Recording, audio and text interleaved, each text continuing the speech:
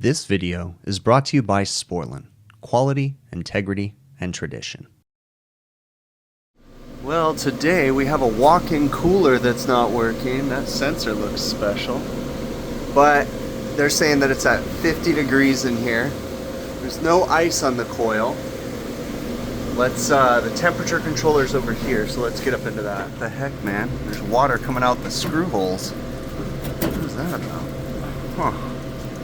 Alright, we gotta get behind this panel. So, it's not raining right now, nor has it rained in a while, but I think they have a roof leak because the whole top of this is full of water. Look at that. The screws were keeping all the water in. That's a trip. Alright. So, question is, are we getting power from the temp control to the solenoid valve? Because the temp control is calling 50 degrees, and I can hear it click when I push it. Let's go set for 34. So we're going to go up.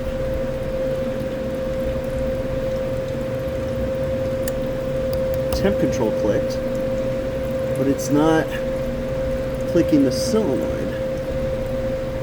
Let's go down.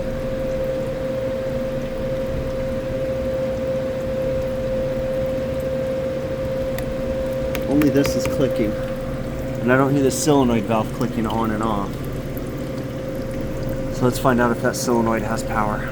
This temperature controller had caulking all around it. I don't know if that was the manufacturer's way of making it a NEMA 4, or if that was done after the fact. I don't think this manufacturer does use the Ronco controls, so this is a RDI or Colpack or whatever, but who knows. Alright, well, let's get in here and test voltage. Alright, 120 volts at the, I ended up putting Wagos on there, at the wire nuts for that solenoid valve. So that solenoid valve's not working. What I did was I turned off the control, okay, just to be safe, so that way this is no longer energized. But I think, I said valve, I'm probably going to be the coil, so let's put a magnet on here. Nope. Valve's no good. Valve won't even open. Here we go. I exercised it. But yeah, let's see if I can get it to go again. That valve's no good.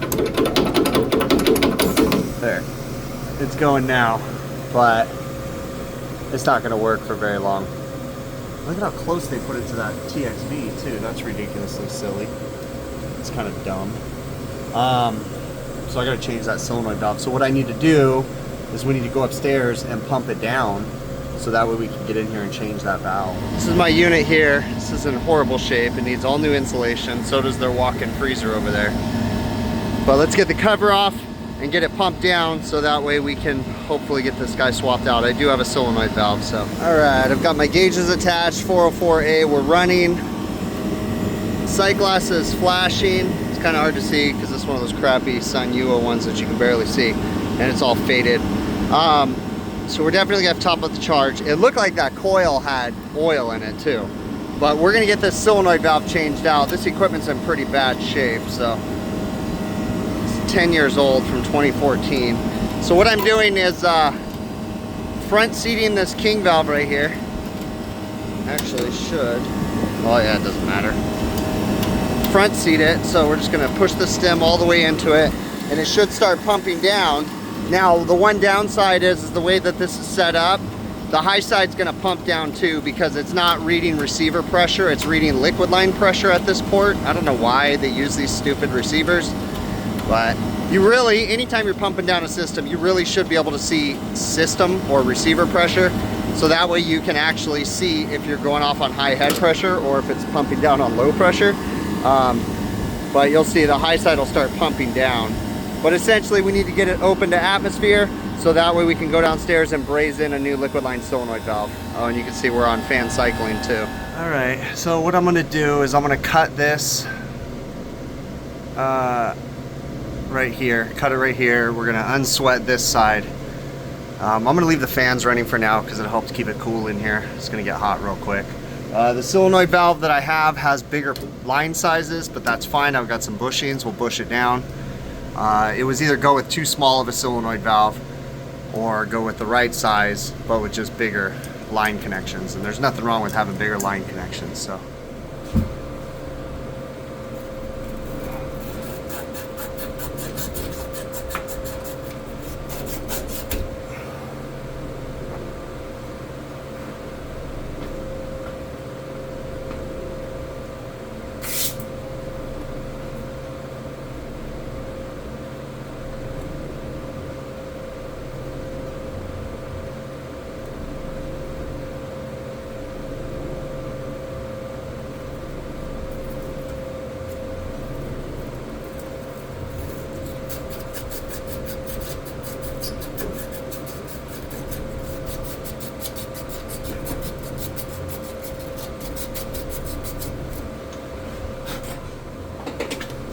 Fire, guys.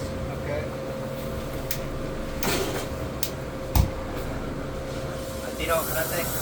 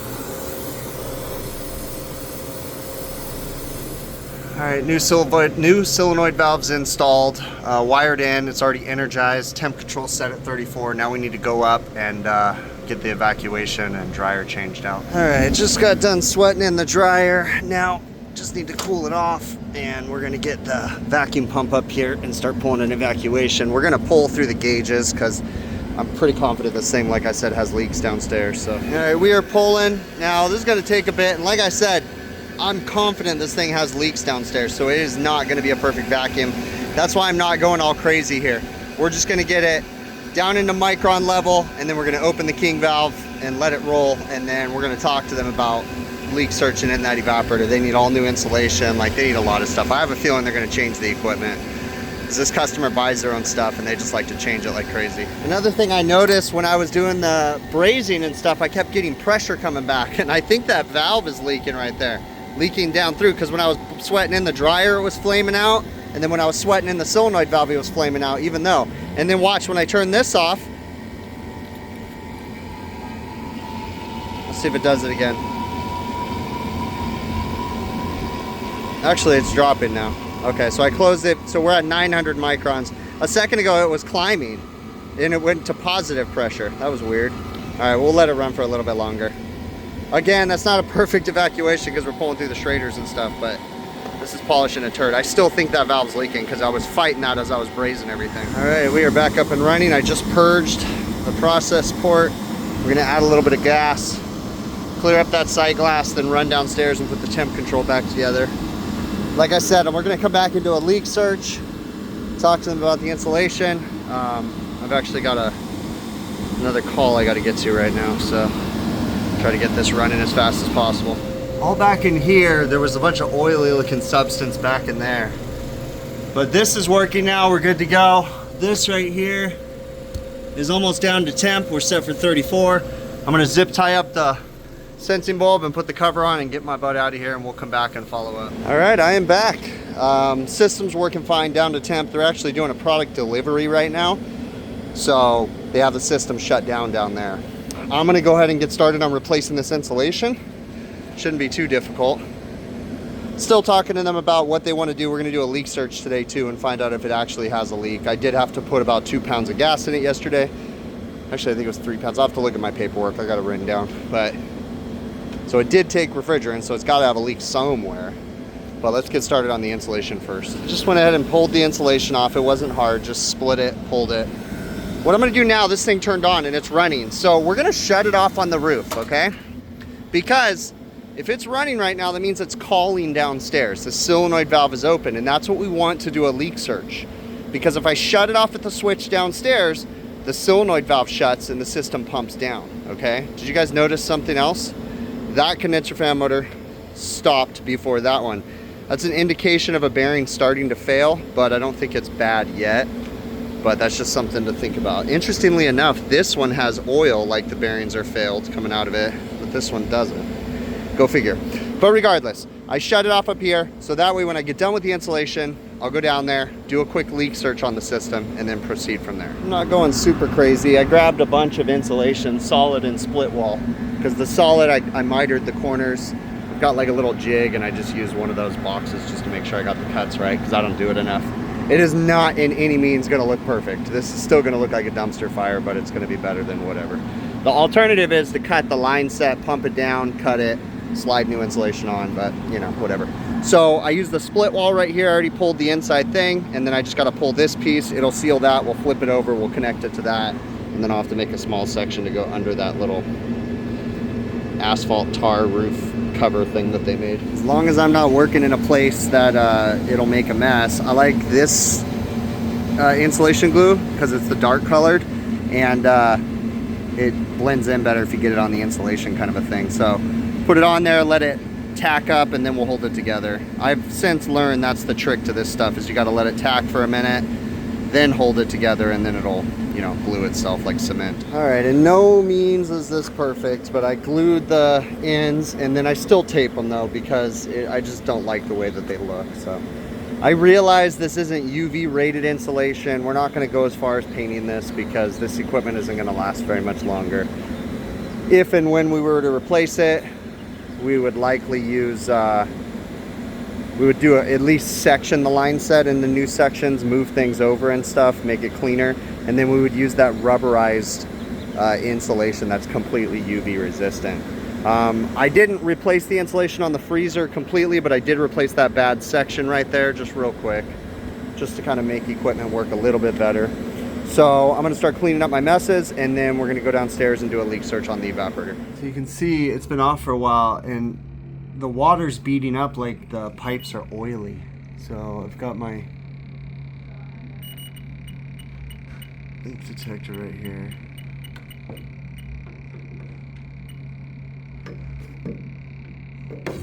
Let's go up into here. See what we pick up. We're picking it up even up high. We're picking up leaks. Let's go to this side. Leaks up here. Let's go into here. I mean, up high. That's on turbo. Let's try turning it to low and see what happens. Let's go up high. Trying to pinpoint a little bit better. On low down here, we're picking something up. Let's go up into here. Could be coming from inside the coil pack. Let's try over here. Yeah, there's leaks in here. Okay, I was using the Fieldpiece DR82 leak detector, okay? Does a really good job, fairly inexpensive. You can pick them up from TrueTechTools.com and use my offer code BIGPICTURE. You can get a discount at checkout. 8% on most items. There's a few things it doesn't apply to, but when you do that, I get a small commission, so great way to help support the channel. All right, this side, there's a few little spots, like nothing big, okay? But there's little leaks over here. It's kind of hard for the camera to pick it up. I'm using some Big Blue soap bubbles, and it does a really good job with the micro clusters letting you know. Now this side, we've got multiple refrigerant leaks. One up on the top, one on the side. Let's see, there's another micro cluster. It's kind of hard for you guys to see. There's another, oh yeah, down at the bottom, there's a cluster right over here in this corner. So we're counting 4 leaks on this side. And there's something going on over here too. So 5 leaks on this side of the coil and about 2 or 3 small little leaks on this side of the coil.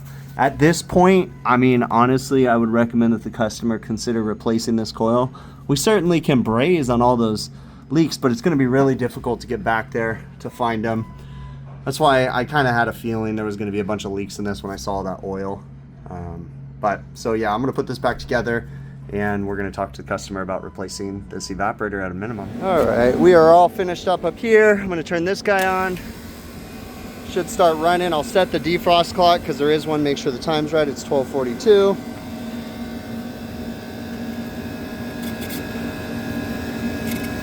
There we go. So time set right. And I'm going to get the model and serial number off the evap, the condenser, and then I'll measure the end-die dimensions of the box so that way we can give it to the customer because they order their own equipment. So, and that is it. I'm going to wrap this up and we'll catch you guys on the next one. You know the funny thing, so we got this equipment going. It's been a couple weeks and we just got a service call because they're getting water from underneath the walk-in freezer, which is on the other side. It's in the same box, right? You got to walk through the walk-in cooler to get to the freezer. But they've got an electrical room on the other side of the walk-in freezer, and they've got water seeping out from underneath the floor, and they're asking us to figure out why. Well, you go back and you look at how much water is coming from the top of that coil, right? And it's just beating on top and just pouring out. I think they have massive roof leaks, but on top of that, the box itself is compromised. The walls are starting to sweat, and they've just got all kinds of issues. This is from probably 1993, 92 was when this box was installed, and it's just completely compromised. So they're going to have to replace the whole walk-in box. Regardless, the original service call was the box not working, and I found that the solenoid valve was stuck. It was sticking, right? So I first put the solenoid magnet on it and it wouldn't do anything. Nothing happened. Then I exercised it back and forth and boom, the solenoid valve opened. I could have just left it like that, but it's gonna stick again. If the valve is sticky, if there's something inside of there, it's gonna keep happening. You just need to replace it. Even if they're gonna replace this equipment, nothing worse than a bunch of nuisance service calls, right? So I went ahead and pumped the system down, changed the solenoid valve, put a new dryer on it, vacuumed it down. We knew it had leaks, so we just did our best. It wasn't perfect. And then I came back out, put insulation on the suction line, did a leak search on the system, found multiple evaporator leaks, talked to the customer. The customer is actually down to order new equipment, but I've been telling them for a while now that they need to replace this entire walk-in box, which is not something that I do.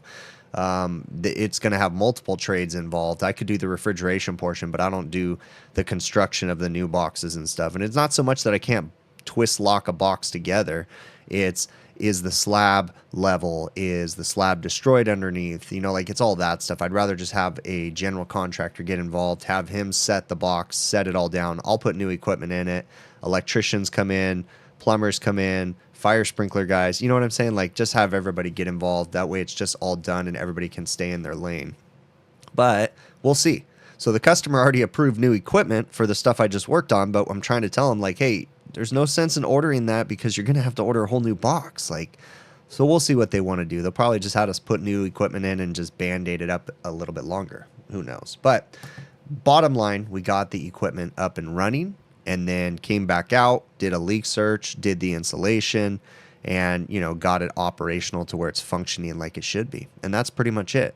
You know, sometimes these calls come in late in the day. We don't have time to spend all evening there, you know, to PM the box, take care of installation, all this different stuff. So we'll come back and do a follow-up. And that's what I did. I was out there on overtime, got it going, then came back on a follow-up on straight time, fixed the installation, found the leaks, looked at the big picture. You know, so I appreciate you guys making it to the end of the video. Thank you so very much. If you haven't already, please consider going to my website, hvacrvideos.com. We have merchandise available on the website.